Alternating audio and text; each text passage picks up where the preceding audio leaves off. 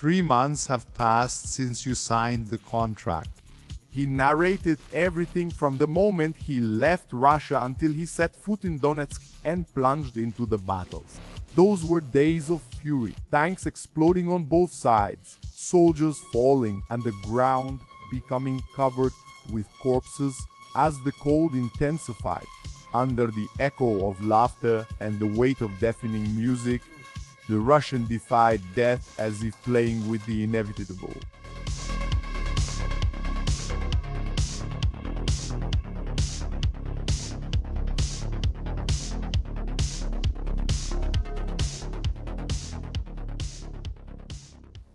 A soldier's life consisted of days filled with constant, tough battles. The beginning of his battles and the hardships he endured to survive gave rise to impressive accounts of a terrible war, which was also one of the most well-documented of the modern era. The name of the soldier in question was Yevgeny Shipakovsky, codename Druid. He began his accounts with a rather intriguing sentence. In general, this channel is about a not very smart person who signed a contract with the 155th Marine Brigade. This, which was one of the first posts, was published on October 18, 2023. Druida may have been a bit impulsive in making his decision. According to him, he was too lazy to work and the money had run out. But the salary was definitely an attraction, since a soldier was earning about $2,000 a month, depending on when he enlisted.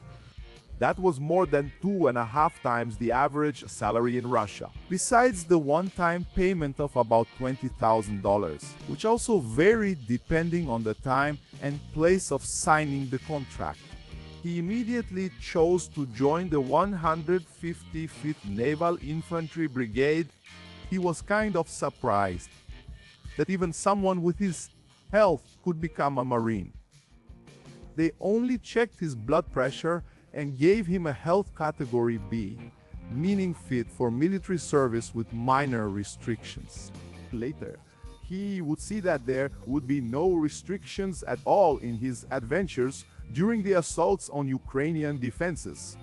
He and the new riflemen would form a new battalion to be sent to the Special Military Operations Zone to put into practice a new strategy of the Russian armed forces in southern Donetsk. When receiving the equipment, he was still amazed that he was going to war. Shipakovsky thought it was funny that he was made deputy commander without even having done mandatory military service. They went to a training camp, did nothing for 4 days, and came back because they already had new orders. They were supposed to go to Rostov. He received his equipment, but he was interested in a kit commonly sold to Russian soldiers. For about $450, he could buy equipment from good quality military brands like Emerson Gear and Cry Precision. Druida was excited with his colleagues to take a civilian flight to Rostov. They waited under the sound of loud music, with many soldiers excited about the trip.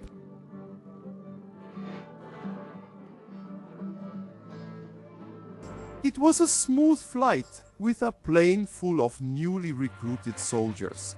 Indeed, the tents were lively, but according to Druid himself, the atmosphere felt like a brothel on fire on a sinking ship. The battalion, in good spirits, was gathered together, each with their own kits, all a bit out of regulation. And it was no wonder he thought about buying a new kit. Druid wrote at the end of October that he would like to create an intelligent analysis of the world's geopolitical situation. But honestly, he didn't even have time to properly sew up the holes in his equipment. So, for now, his audience would have to get by without his important opinion on world politics. Little by little, the equipment he bought started to arrive, including a silencer to put on his face. November came without much news, except for the increasing cold, and a repost criticizing the Israeli urban combat methods in Gaza. But That month, he was already in the combat zone, not posting exactly when he got there.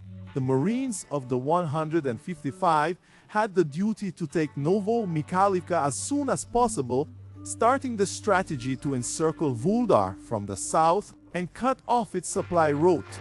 Druida was not among the troops who fought to take Vuldar in January and February of 2023, but the story was spreading among the Marine battalions. The veterans who survived the waves told how hard that winter was. Now, Novo Mikhailivka would be redemption, the beginning of the Vuldar Cuenta, when the siege of the city would be completed. One of the Russian plans was to attack Novo Mikhailivka and then take control of Vuldar's supply routes. The new battalions formed for the 155th and other groups operating in the area were attacking with everything they had. Each Russian tactical battle group had about 700 to 800 soldiers and could reach up to 900.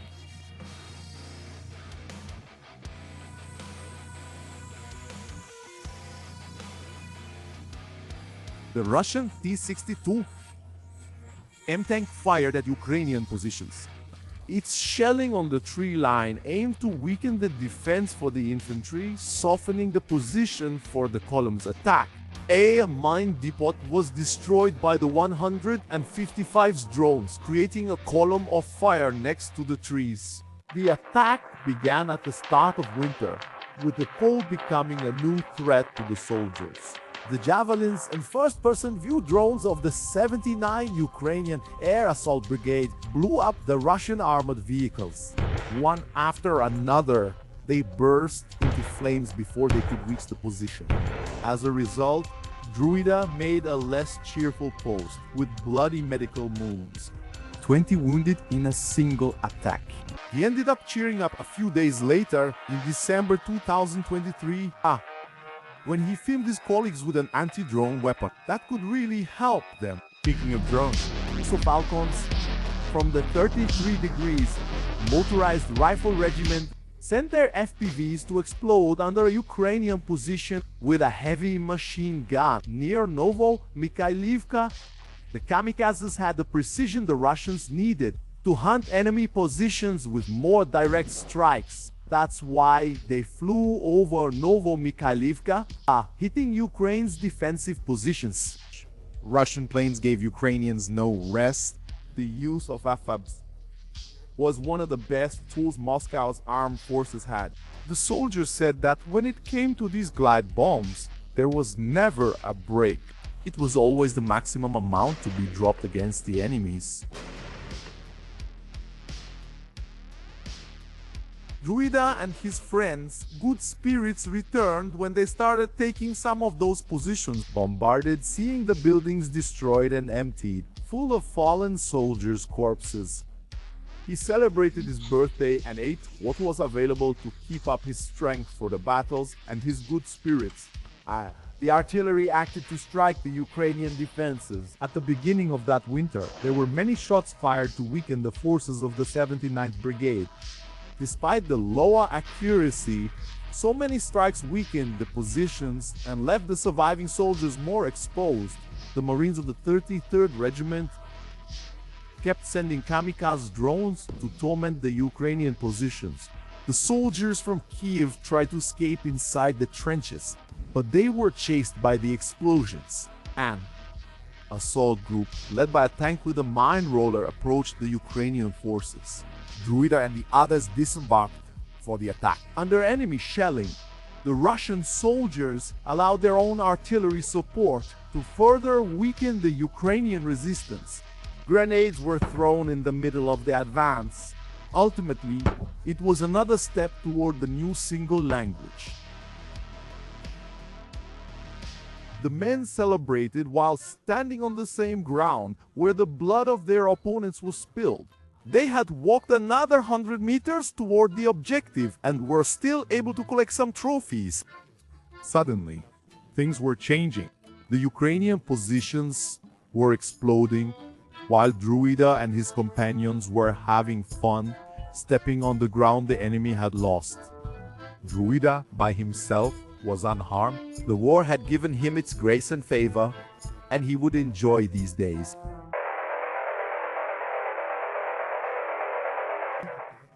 Victory can make a man feel almost immortal. The adrenaline made his heart pound in his chest. It was a euphoria that ran through every inch of his body. It brought an unusual lightness to his spirit. So much so that, in January 2024, Shipakovsky was already eagerly looking for new heists. In the first one, he was already the commander of a heavy weapons team. The beginning of the attacks was tough. The PKM Druid fired forcefully as he sent his soldiers forward against the Ukrainians. The machine gun made its noise to provide cover for the squad as they advanced. The men advanced, confident that the heavy fire behind them would keep the Ukrainians pinned down. They fired RPGs at the opponents, making the enemy defenses even more precarious. This advance became even more violent. Druida was overtaken by the frenzy of war, smiling as he fired everything he had from the PKM. His heart boiled with the rush of sensations that only combat could bring. An addictive energy rushed through his blood, but so much fury kept his finger on the trigger for too long. When he realized the ammunition was gone, the war played its tricks. The fight turned quickly. Suddenly, he was already retreating in the trench, starting the evacuation. Kiev's artillery exploded near them. Some of the men were left behind. Druida kept going until he reached some buildings they had recently taken. The Ukrainian FPVs appeared like a swarm of demons that swiftly descended upon the soldiers. One of them landed near Druida, but he was lucky not to be hit by any shrapnel. He left the battle intoxicated by war, saying that he was alive and whole. An eagle. 12 hours later, after having what he called the warrior's breakfast, he asked to take part in another assault. The other company didn't refuse one more rifle in that battle. Right at the beginning of the attack, the column was hit by Ukrainian kamikaze drones. The tank lost its turret in an explosion when the rain of fire began. Druida's transport was an MTLB, an armored vehicle armed with a 30mm cannon and a PKT machine gun. The vehicle was hit by a drone bursting into flames. He and his colleagues, still alive, recorded Chupakobo encounters, shouting at the driver not to run away, to hold on tight. It was 500 meters of travel under fire, with metal creaking and flames crackling. In the end, the driver panicked. He stopped the vehicle and ran away. Desperate, Druida and the other soldiers got out of the MTLB to take cover in the trenches. The attack started to become completely disorganized because of the kamikazes and Ukrainian artillery. The metal was twisted by the explosions. The advance through the outskirts of Novo-Mikhailivka turned into a disaster with flames spreading everywhere. The men tried to escape to the buildings that Russian artillery itself had destroyed during their advances. The drones reappeared to threaten the lives of Druida and his men. They tried to fight back, shooting into the sky to drive away the pests. It was difficult, but they managed to hit one, which gave them more time to escape. They had to wait for the MTLB's ammunition to fully detonate and for the metal to be consumed by the fire before they could finally get out of there. The worst part was now having to look for the damn pilot, who was still desperately running away. They spent hours hiding and walking until they found him. The soldiers who stayed with the MTLB, still in the trench, were hunted down by drones. It was hard to escape from that position. Some were already covered by fire, needing to remove their smoldering clothes. Others ran through the holes, but the chase ended with explosions over their bodies. It took a while, but a BMP showed up to rescue them. They climbed onto the vehicle happily, joking and laughing. Fortunately, this armored vehicle had proper electronic jamming equipment, which drove away Vis's drones. Druida only regretted having lost half of his equipment. Besides that, when he returned to the base, he noticed that some of his belongings had been stolen.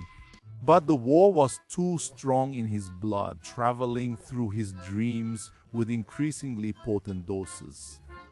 He survived 2 waves of assault with a 12-hour interval between each one.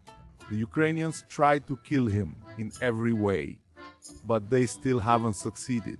He didn't even have a single piece of shrapnel in his body. They sent a screenshot from one of his videos. He said they were scoundrels under fire, pure ice in their veins during bombardment. In mid-January, he reached 1,000 subscribers on his channel, which got him excited to buy an action camera to put on his helmet. Russian kamikaze drones kept devastating Ukrainian positions. Relentless explosions were exhausting the 79th Brigade, responsible for defending Novo-Homem-Lempivka. Under heavy fire, the Ukrainian trenches were weakening, while the army struggled to reinforce its personnel and maintain its lines. Despite this, Ukrainian artillery managed to halt some advances of the Russian columns. However, when the drones of 155 located the bunker at 777, they directed the artillery to launch cluster bombs and destroy it. Soon planes dropped high-explosive aerial bombs in succession over the trenches, causing devastating explosions that annihilated soldiers and further weakened the defenses. These relentless attacks aimed to prepare the ground for new mechanized assaults by the Russian infantry, creating a bleak and bloody scene on the Ukrainian lines.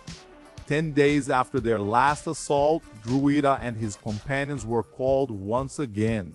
The attacks on Novo-Homem-Lempivka were as constant as the snow that fell in January. The orders were not to stop. The 79th Ukrainian Air Assault Brigade wouldn't be able to hold out. Everything indicated that soon it would give in to the Russian advances. I was excited when the men gathered during the night. The music played loudly in the Ukrainian cold as they warmed themselves by a bonfire. He quickly got into one of the vehicles for another convoy, heading to Novo-Homem-Lempivka. Still intoxicated by the war, he continued with his weapons aimed at the Ukrainians, shouting mocking curses at his comrades and talking about the latest raids with a joke. Wash. He himself was now taking part in the 3rd raid in less than 5 days, 2 of which had failed. That's not counting others at the beginning of the month and in December. The column seemed promising. Many vehicles crushed the cold winter ground, pursuing the Ukrainian positions.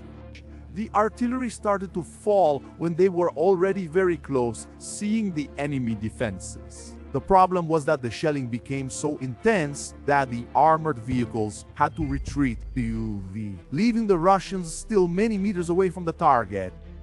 EV2.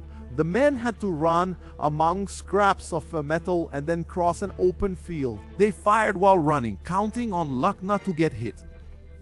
And rocket-propelled grenade flew between them. 3 men managed to reach the trench. Back there, the Russian vehicles started joining the metal graveyard. Around them, once again, the mechanical carnage. Some of the soldiers saw the explosion from the Ukrainian artillery right in front of them, feeling the shrapnel pierce their bodies. Druid saw that the situation was not good at all. Once again, he started evacuating the wounded, but the Ukrainian drones had already arrived. The typical death hunt after a failed assault had begun. Alone in the field, surrounded by wounded or dead friends, Druid grew increasingly sober. The intoxication of war left him in those final moments before the drone hit him. The grace of war left him, replaced by Ukrainian fire. Yevgeny, codename Druid, died between January 22nd and 23rd, 2024, during an assault on Novo-Homem-Lempivka. His name was remembered in different Russian groups, was mourned, and then forgotten, as usually happens in war. After all, a man can fall in love with war, but she is fickle, forgetting everything and everyone as she destroys them. A few more months would pass before Mankalifika fell again. After that, the Russians kept advancing, but left behind the corpse of the Druid. He left his testimony about his days of battle with the Marine. They were intense days abruptly interrupted, like so many stories that war stopped so it could continue itself.